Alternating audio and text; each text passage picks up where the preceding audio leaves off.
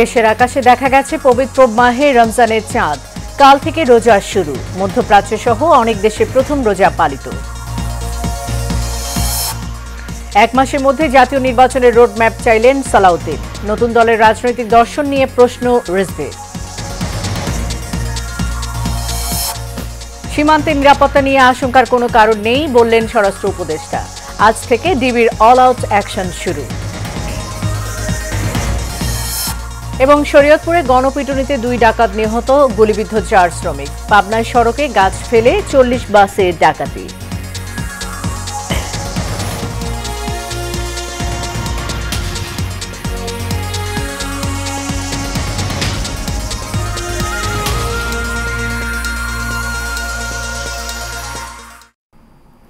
স্বাগত Asian prime নিউজের সাথে আছি সাবরিনা জিয়া।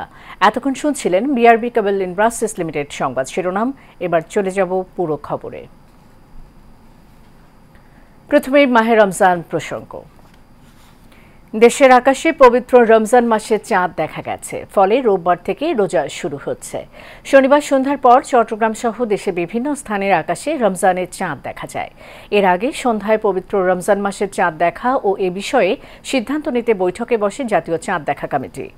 এতে সভাপতিত্ব করেন ধর্ম বিষয়ক উপদেষ্টা আফম খালিদ হোসেন। শুক্রবার সৌদি আরবে পবিত্র রমজান মাসের চাঁদ দেখা গেছে। এতে মধ্যপ্রাচ্যের দেশটিতে আজই প্রথম রোজা পালিত হচ্ছে। একই দিনে ইন্দোনেশিয়া ও অস্ট্রেলিয়াতেও রমজানের প্রথম রোজা পালিত হচ্ছে। তবে চাঁদ দেখা না যাওয়ায় রোববার থেকে মালয়েশিয়ায় রোজা শুরু হবে। আর প্রতিবেশী দেশ ভারতেও বাংলাদেশের সঙ্গে রোববার থেকে রোজা শুরু হবে। পবিত্র রমজান মাসের চাঁদ দেখা গেছে 2 মার্চ 2025 খ্রিস্টাব্দ রোববার থেকে 1446 হিজরি সালের পবিত্র রমজান মাস গণনা শুরু হবে। বেশ কিছু জরুরি পণ্যের উপর শুল্ক সরকার প্রত্যাহার করে নিয়েছে এবং আমদানিও বৃদ্ধি করে ফেলেছে ইতিমধ্যে। আগামী 1 সপ্তাহের ভিতরে সয়াবিন সহ রমজান রিলেটেড যে সমস্ত আইটেমগুলো আছে এগুলোর দাম সহনীয় পর্যায়ে চলে আসবে। এবারে অন্যান্য প্রসঙ্গ। 1 মাসের মধ্যে জাতীয় নির্বাচনের রোডম্যাপ ঘোষণার দাবি জানিয়েছেন বিএনপি স্থায়ী কমিটির সদস্য সালাউদ্দিন আহমেদ। রাজধানীর ডিপ্লোমা ইঞ্জিনিয়ার্স ইনস্টিটিউশনে এক আলোচনা সভায় এই দাবি জানান তিনি। একই অনুষ্ঠানে বিএনপি সিনিয়র যুব মহাসচিব অ্যাডভোকেট রুহুল কবির রিজভী বলেন, নতুন রাজনৈতিক দল জাতীয় নাগরিক পার্টির কোনো রাজনৈতিক দর্শন নেই। আরও জানাচ্ছেন শরীফুল ইসলাম। রাজধানীর ডিপ্লোমা ইঞ্জিনিয়ার্স ইনস্টিটিউশনে গণতন্ত্র পুনরুদ্ধার সংগ্রামে বেগম খালেদা জিয়া এবং তারেক রহমানের ত্যাগ ও নেতৃত্ব শীর্ষক আলোচনা সভার আয়োজন করে ন্যাশনালিস্ট রিসার্চ ফাউন্ডেশন NRF। অনুষ্ঠানে বিএনপির সিনিয়র যুগ্ম মহাসচিব অ্যাডভোকেট রুহুল কবির রিজভী অভিযোগ করেন, নতুন রাজনৈতিক দল জাতীয় নাগরিক পার্টির কোনো রাজনৈতিক দর্শন নেই। যে একটা রাজনৈতিক দর্শন দিয়েছেন, আজকে অনেকে রাজনৈতিক দল করছেন, সমস্ত কিছু করছেন। আমি কালকে নতুন যারা দল করেছেন তাদের ওখানে উপস্থিত ছিলাম। অনেক ভালো ভালো কথা তারা বলেছে রাষ্ট্র সম্পর্কে, এ সম্পর্কে, কিন্তু একটা পলিটিক্যাল ফিলোসফি কিন্তু আমি পাইনি। বিএনপি ক্ষমতায় থাকতে তৈরি বা জন্মের সাথে অন্যদের জন্মের হাজার পার্থক্য আছে। কারণ বিএনপি এমন একটি আলোকিত গণতান্ত্রিক ব্যবস্থা তৈরি করেছেন বলেই দেশনেত্রী বেগম খালেদা জিয়া আবার যখন গণতন্ত্র সংকটে পড়েছে, নিমজ্জিত হচ্ছে, তখন আবার তিনি গণতন্ত্রের মশাল জ্বালিয়ে বহুদলীয় গণতন্ত্রের বিজয় করেছিলেন। এই সময় 1 মাসের মধ্যেই আগামী জাতীয় নির্বাচনের রোডম্যাপ ঘোষণার দাবি জানান বিএনপির স্থায়ী কমিটির সদস্য সালাউদ্দিন আহমেদ। যারা গণপরিষদের বিষয় সামনে আনছে, যারা সেকেন্ড রিপাবলিকের বিষয় সামনে আনছে, হয় তারা বোঝে না অথবা বুঝে আমাদের এই রাষ্ট্র ব্যবস্থাকে আরো দীর্ঘায়িত একটি গণতান্ত্রিক প্রক্রিয়ার মধ্যে নিয়ে যাওয়ার ষড়যন্ত্র আছে। মাননীয় প্রধান উপদেষ্টা, যদি আপনি কোনো বাহানায় এই মাসের মধ্যে জাতীয় সংসদ নির্বাচনের রোডম্যাপ প্রদান না করেন, তাহলে সেটা আমরা রাজনৈতিকভাবে গণতান্ত্রিক শক্তিগুলো বসে আমাদেরকে পুনরায় নির্ধারণ করতে হবে আমরা কোন প্রক্রিয়ায় গণতান্ত্রিক প্রক্রিয়া। 5ই আগস্টে আওয়ামী লীগকে বিতরণের মাধ্যমে জনগণ দলটিকে আর বাংলাদেশের মাটিতে রাজনীতি করার সুযোগ দিবে না বলে রায় দিয়ে দিয়েছে বলে মন্তব্য করেছেন বিএনপির এই নেতা। 5ই আগস্ট নির্ধারণ হয়ে গেছে। Shariful Islam, Asian television, Dhaka. বাংলাদেশের সীমান্তে নিরাপত্তা নিয়ে আশঙ্কার কোনো কারণ নেই বলে জানিয়েছেন স্বরাষ্ট্র উপদেষ্টা জাহাঙ্গীর আলম চৌধুরী। দুপুরে কক্সবাজারে উখিয়ায় ৬৪ বিজিবির নতুন ব্যাটালিয়নের উদ্বোধন শেষে সাংবাদিকদের তিনি একথা বলেন। স্বরাষ্ট্র উপদেষ্টা বলেন, সীমান্ত নিরাপদ রয়েছে। এ সময় অন্য দেশের সীমান্তরক্ষীদের উদ্দেশ্যে কঠোর বার্তা দিয়ে স্বরাষ্ট্র উপদেষ্টা বলেন, যদি ভারতে অনুপ্রবেশকারী বাংলাদেশিদের হত্যা করা হয় তাহলে বাংলাদেশে অনুপ্রবেশকারীদের প্রতিও কঠোর হতে পারে বিজিবি। বিজিবি সীমান্ত হত্যা শূন্যে নামিয়ে আনাকে সর্বোচ্চ গুরুত্বের সঙ্গে বিবেচনা করে বলে মন্তব্য করেন জাহাঙ্গীর আলম চৌধুরী।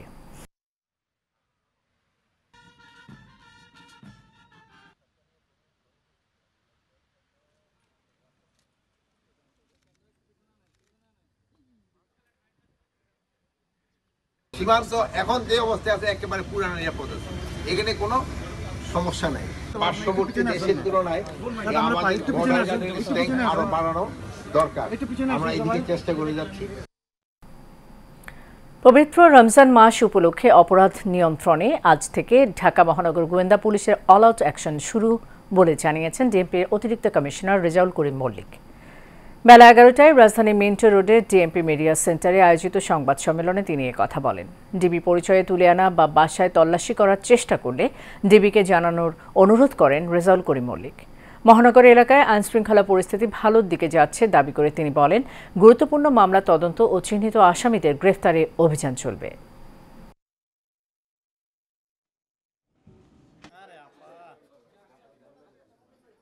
রোজার সময় মানুষের কর্মযোগ্যতা বাড়ে, বিশেষ করে টাকা পয়সার লেনদেন বেশি হয়।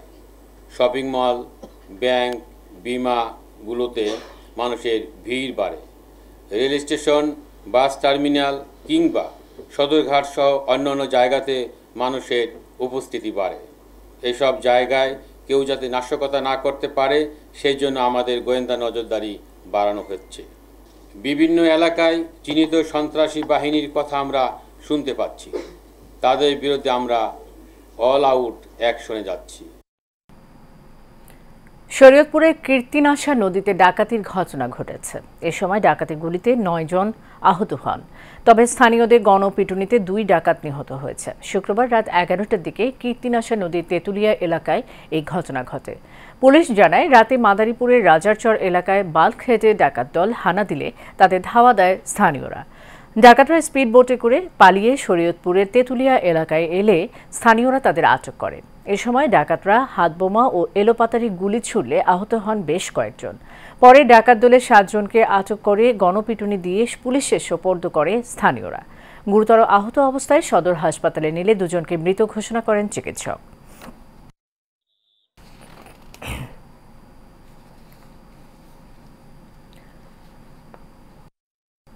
পাবনার সাঁথিয়ায় মধ্যরাতে সড়কে গাছ ফেলে বাস ও ট্রাকসহ অন্তত 20টি গাড়িতে ডাকাতির ঘটনা ঘটেছে। গতরাত 1:30টার দিকে বেড়া বাঘাবাড়ি হয়ে ঢাকা যাওয়ার বিকল্প সড়কের চেঁচানিয়া ব্রিজের পাশে এই ঘটনা ঘটে। সাঁথিয়া থানার ওসি সাইদুর রহমান জানান, সড়কে গাছের গুঁড়ি ফেলে প্রথমে একটি পণ্যবাহী ট্রাককে আটকে রাখে ডাকাত দলের সদস্যরা। ওই সময় সড়কটিতে বাস, ট্রাক, প্রাইভেট কার সহ প্রায় 20টি গাড়ি আটকা পড়ে। সুযোগ পেয়ে 40 থেকে 50 জনের ডাকাত দল দেশীয় অস্ত্র নিয়ে গাড়িগুলোতে ডাকাতি করে। রাজধানীর প্রাণকেন্দ্র মতিঝিলে নির্মিত রূপায়ণ রেড ক্রিসেন্ট টাওয়ার প্রকল্প গ্রাহকদের কাছে হস্তান্তর করেছে দেশের অন্যতম প্রধান আবাসন ব্যবসা প্রতিষ্ঠান রূপায়ণ হাউজিং এস্টেট লিমিটেড। রূপায়ণ সিটির উত্তরার ম্যাজেস্টিক লাউঞ্জ হলে রূপায়ণ রেড ক্রিসেন্ট টাওয়ার প্রকল্পের ফ্ল্যাট ওনার্স অ্যাসোসিয়েশনের কাছে প্রকল্পটি আনুষ্ঠানিকভাবে হস্তান্তর করেন রূপায়ণ গ্রুপের উপদেষ্টা অবসরপ্রাপ্ত ব্রিগেডিয়ার জেনারেল আবুল কালাম আজাদ এবং রূপায়ণ হাউজিং এস্টেট লিমিটেডের chief executive officer Mizanur Rahman Dewan. Sakhawat হোসেনের ক্যামেরায় মেহরাব সুমনের রিপোর্ট। রাজধানীর উত্তরায় রূপায়ণ সিটির প্রিমিয়াম কন্ডো ম্যাজেস্টিক লাউঞ্জের জমকালো অনুষ্ঠানের মধ্য দিয়ে শেষ হয়েছে রূপায়ণ রেড ক্রিসেন্ট টাওয়ার প্রকল্প হস্তান্তর প্রক্রিয়া। পবিত্র কোরআন তেলাওয়াতের মধ্য দিয়ে শুরু হয় আনুষ্ঠানিকতা। রূপায়ণ হাউজিং এস্টেটের পক্ষে উপস্থিত ছিলেন সিইও মিজানুর রহমান দেওয়ান এবং বাণিজ্যিক ভবনের অ্যাডহক কমিটির নেতারা। দেশের আবাসন খাতের প্রথম সারির প্রতিষ্ঠান রূপায়ণ হাউজিং এস্টেট লিমিটেডের নবনির্মিত আইকনিক এই ভবনের অংশীদার হতে পেরে গর্বিত গ্রাহকরা। আসলে এটা একটা স্বপ্ন ছিল আমাদের, যে আমাদের একটা নিজস্ব বিল্ডিং হবে যেখানে আমরা নিজস্ব অফিস করব। সেই স্বপ্ন আজকে সত্যি হলো। আমি লাভে নামে ইসলাম সেটা আমাদের পরবর্তীতে সাইফুল ভাই মাধ্যমে সাইফুল বস আপনি মতিঝিলের মতো জায়গা আপনি বস করছেন, আপনি এখানে একটা ফ্লোর নেন।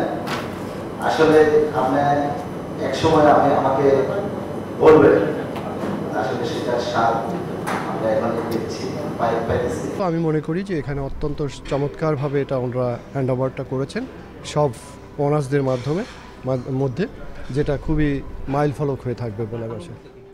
অনুষ্ঠানে রূপায়ণ হাউজিং এস্টেট লিমিটেডের সিইও বলেন, সুন্দরভাবে বাণিজ্যিক কার্যক্রম পরিচালনা, মালিকদের মাঝে সমঝোতা ও সুসম্পর্ক বজায় রেখে অ্যাডহক কমিটি ভবন কার্যক্রম পরিচালনা করবে।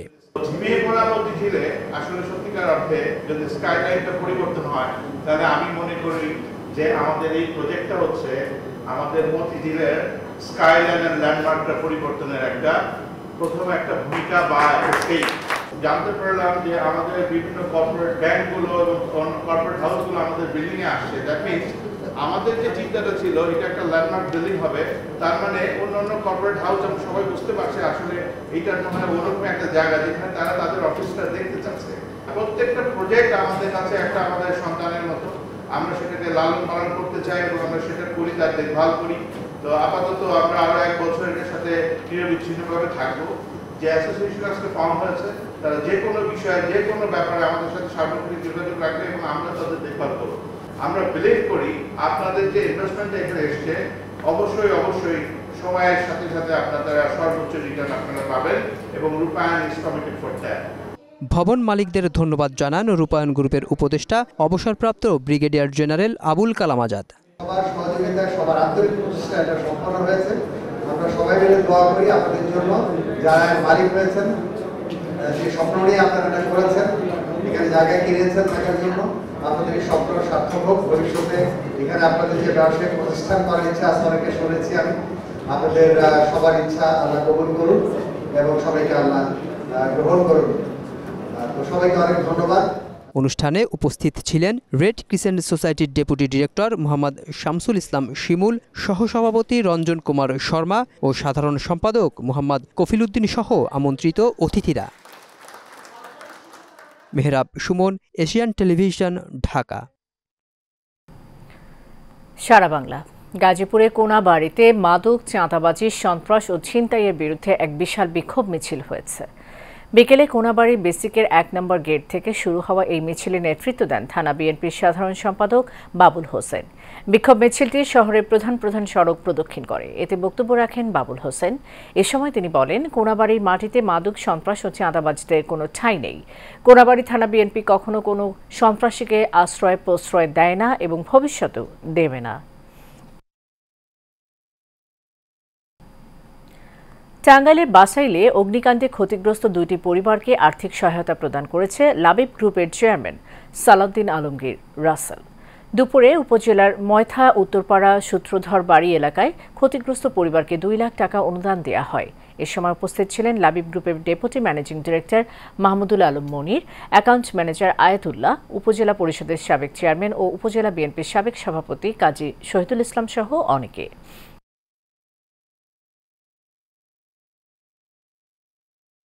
এক্সিম ব্যাংক বাণিজ্যের সংবাদ।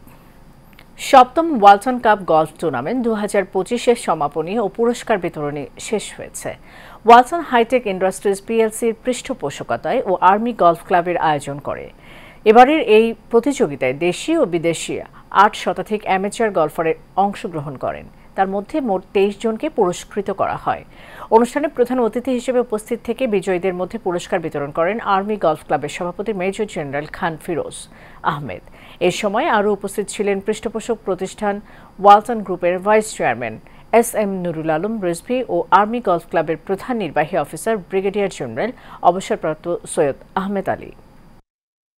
শেষ করব এশিয়ান প্রাইম নিউজ। যাবার আগে BRB কেবল ইন্ডাস্ট্রিজ লিমিটেড সংবাদ শিরোনাম জানিয়ে দেব আরও একবার।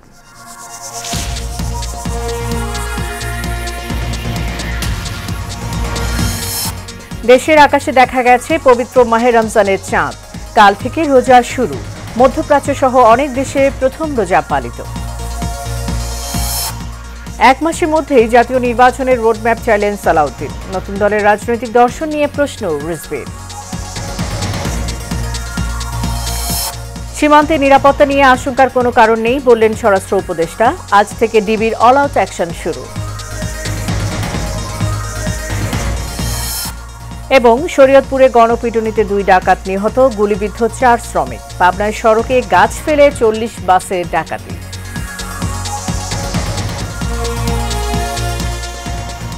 এশিয়ান প্রাইম নিউজ এ পর্যন্তই। পরের সংবাদ দেখার আমন্ত্রণ রইল। ধন্যবাদ সাথে থাকার জন্য।